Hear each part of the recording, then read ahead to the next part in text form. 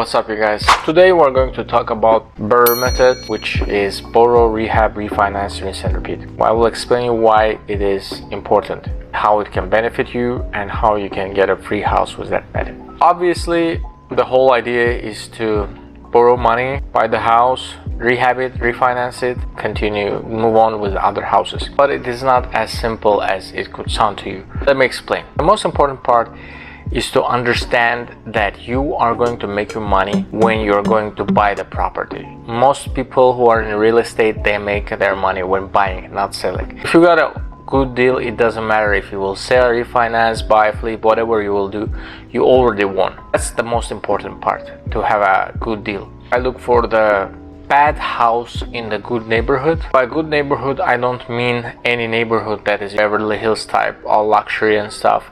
No, just a simple neighborhood, with less crime, homeless guys, less drug addicts and stuff. It should be just a normal neighborhood, residential pretty much. That should be fine. And if you found a house that is lower in the price than all other houses, then it's your shot. You have to take it and you have to buy it.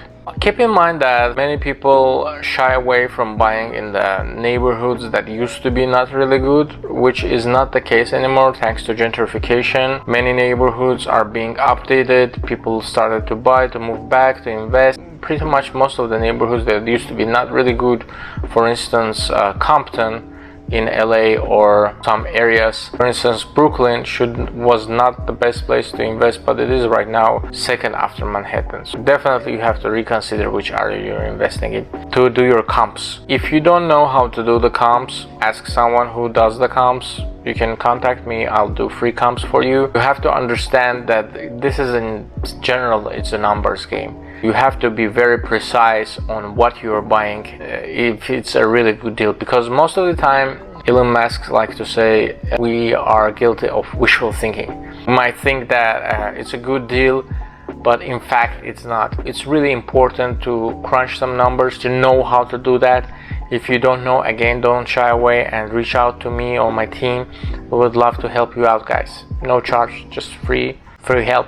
In the rehab, it's really important to understand what you're doing. Many people just go in, start to remove the kitchen, countertops, everything. That's the wrongest thing to do. For instance, in California, SoCal, where I live, if you wanted to do like a slight rehab of the kitchen and bathroom on, say, 3-bedroom, 2-bathroom house, it can cost you somewhere from $70,000 up to $100,000, which is, it will be pretty much all your profit. You have to have really good contractors. Take your time. Try to get as many quotes as you can. Normally, if you hire a subcontractor, not a GC, general contractor, do some work yourself, it will be obviously much cheaper. This is a way people save money. But of course, after scaling, you have to have your own GC that would be able, to do 10, 15 houses at a time, because it's not going to be in one pony trick. You just have to have your team. The last step is, of course, to refi. Again, you have to have a good lender. I think I told this in one of my videos before. I had a situation when I was refinancing with one of the most famous online banks. They pretty much waited until the last minute to tell me that my debt to income ratio was high, which was not a real case. They pretty much hired a girl that had no experience, didn't know what she was doing, and she ended up pretty much failing my case. Luckily, I had a friend who was working in that same industry. He helped me to refi like in 3, 4, 5 days, something like that.